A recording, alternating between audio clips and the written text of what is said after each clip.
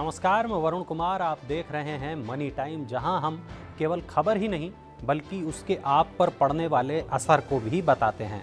तो चलिए बुलेटिन की शुरुआत करते हैं आज आपके फायदे वाली खबर के साथ। प्रीपेड मोबाइल कस्टमर के लिए जल्द बाजार में आएंगे 30 दिन की वैलिडिटी वाले प्लान। टेलीकॉम नियामक ट्राई ने टेलीकॉम कंपनियों से कहा है कि वो प्रीपेड मोबाइल यूजर्स के लिए 30 दिन की वैलिडिटी वाले रिचार्ज प्लान लेकर आए। अभी बाजार में 28 दिन, 56 दिन और 84 दिनों की वैलिडिटी वाले प्रीपेड प्लान उपलब्ध हैं। दरअसल कई कस्टमर्स ने ये शिकायत की थी कि कंपनियां 28 दिन की वैलिडिटी पैक को मंथली पैक कहकर बेच रही हैं। यूजर्स का ये कहना है कि 28 दिन की वैलिडिटी पैक के साथ उन्हें एक साल में 13 बार मोबाइल रिचार्ज कराना पड़ता है। ट्राई के आदेश के बाद कंपनियां 30 दिन वैलिडिटी वाले प्लान्स को लॉन्च करेंगी। तब कस्टमर्स को एक साल में केवल 12 रिचार्ज ही कराने पड़ेंगे। ट्राई ने कंपनियों को 60 दिन का वक्त दिया है, जिसमें कंपनियों को 30 दिन की वैलिडिटी वाला कम से कम एक रिचार्ज वाउचर, एक विशेष टैरिफ वाउचर और एक कॉम्बो वाउचर पेश करना होगा। केंद्रीय कर्मचारियों के लिए खुशखबरी है, जल्द हो सकता है रुके हुए डीए पर फैसला। केंद्रीय कर्मचारियों और पेंशनरों के लिए बड़ी और अच्छी खबर है। जल्द ही 18 महीने के बकाया डीए पर बड़ा ऐलान हो सकता है। केंद्र सरकार ने अपने कर्मचारियों को 18 महीने यानी 1 जनवरी 2020 से 30 जून 2021 के बीच डीए का भुगतान नहीं किया है। कर्मचारी लंबे वक्त से इसके भुगतान की मांग कर रहे हैं। सरकार जल्द ही इस बारे में फैसला ले सकती है। इसके बाद केंद्रीय कर्मचारियों को एक मुश्त महंगाई भत्ते का भुगतान किया जा सकता है। अगले महीने से बढ़ सकती है आपके घर और कार की ईएमआई। अमेरिकी केंद्रीय बैंक फेडरल रिजर्व के मार्च में ब्याज दरों को बढ़ाने का इशारा आपकी जेब पर भारी पड़ने वाला है। बजट के बाद रिजर्व बैंक भी रेपो रेट और रिजर्व रेपो रेट बढ़ाने का फैसला ले सकता है और इसका सीधा असर आपकी जेब पर पड़ना तय है। 9 फरवरी को आरबीआई की मॉनेटरी पॉलिसी का ऐलान होगा, जिसमें नीतिगत दरों में इजाफे की भी घोषणा हो सकती है।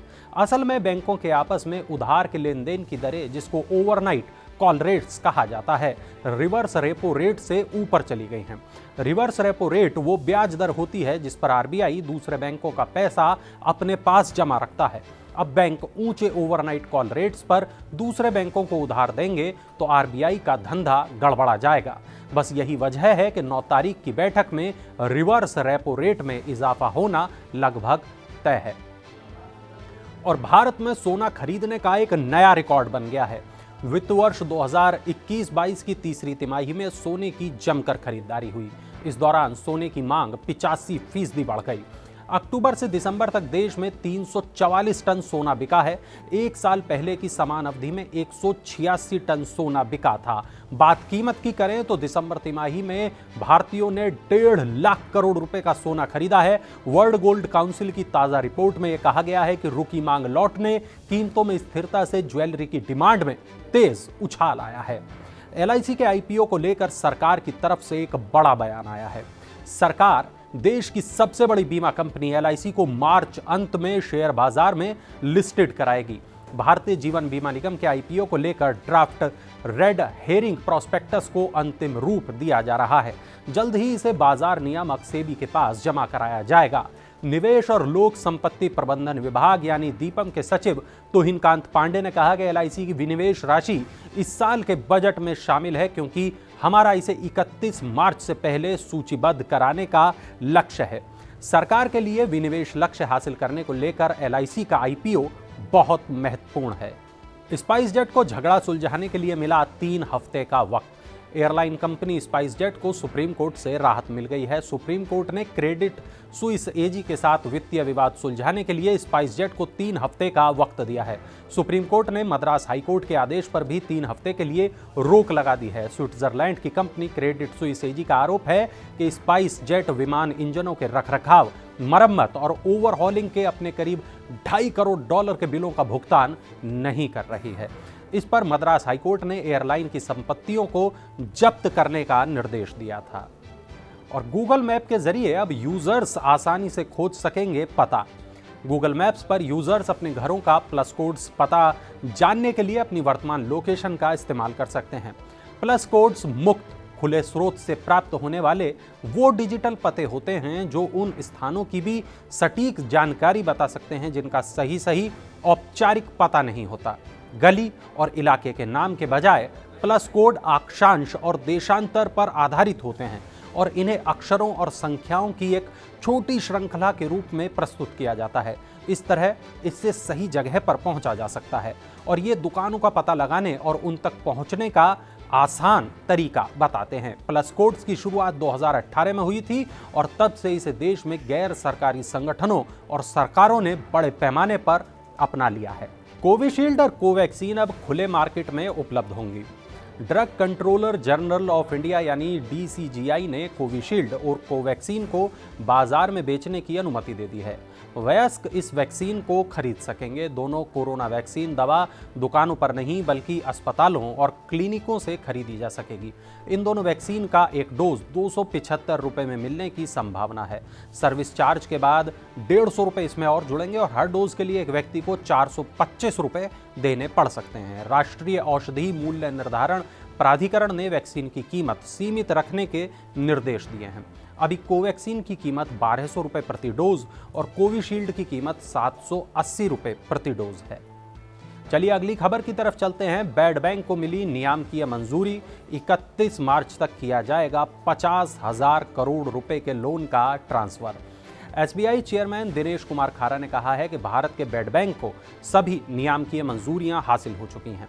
खारा ने कहा कि पहले चरण में बैंक 50,000 करोड़ रुपए के NPA को 31 मार्च 2022 तक बैड बैंक को सौंप देंगे। नेशनल एसेट रिकंस्ट्रक्शन कंपनी यानी NARCL और India Debt Resolution Company Limited यानी IDRCL काम शुरू करने के लिए तैयार हैं। शुरुआत में 82,845 करोड़ रुपए के 38 NPA अकाउंट की पहचान की गई है जिन्हें बैड बैंक को ट्रांसफर किया जाएगा।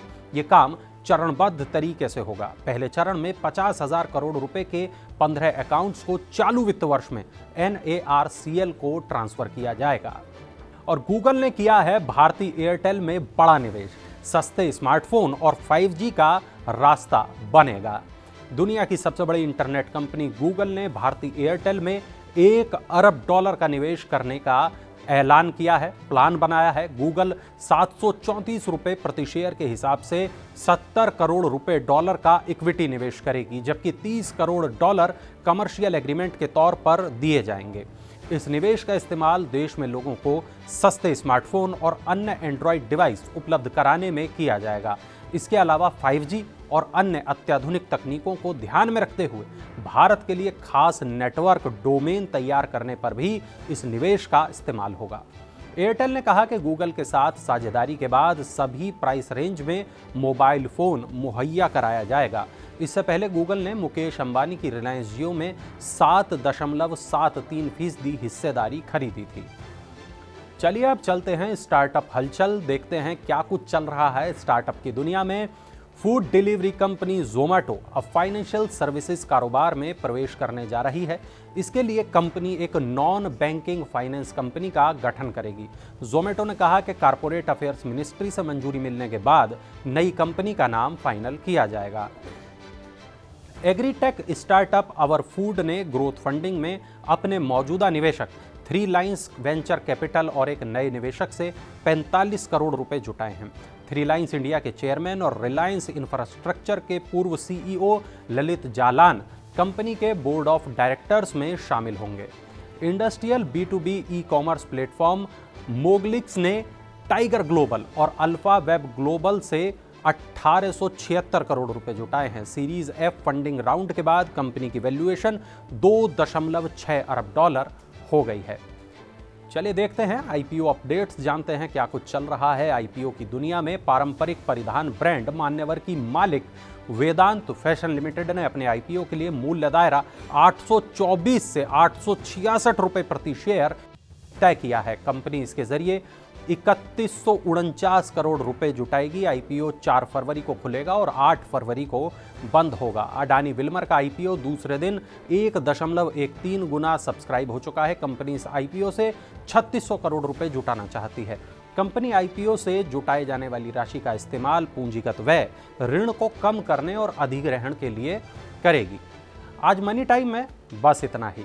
इकोनॉमी और बिजनेस जगत की हर बड़ी खबर को देखने के लिए और समझने के लिए हमारे YouTube चैनल मनी 9 को जरूर सब्सक्राइब करें। अब अगली मुलाकात होगी सोमवार को, तब तक के लिए अलविदा।